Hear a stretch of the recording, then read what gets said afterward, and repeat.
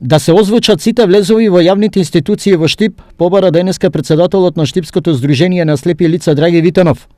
Барањето Витанов го дополнува со изнаоѓање на решение за прибукираноста на тротоарите со паркирани автомобили, што се проблем при движењето и безбедноста на слепите лица на улица. Има многу паркирани возила по тротоарите, конкретно во населено село, кај што има поголем дел наши членови кои што живеат, се соочуваат тоа секојдневно.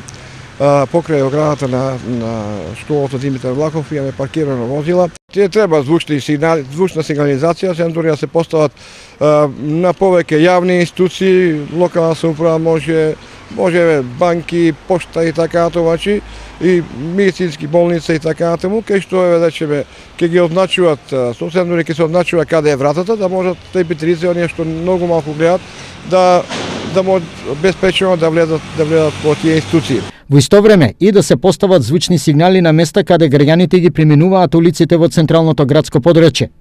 Витанов не заборави да ги пофали штипските возачи за покажаното внимание кон оваа категорија на граѓани. Се проблеми имаме и со поминувањето на улиците, меѓутоа за среќа, ќе кажеме тоа, најголем дел од возачите го почитуваат белото стапче. Барањата на првиот човек на слепите лица од Штип за подобрување на условите се однесува и за регионот.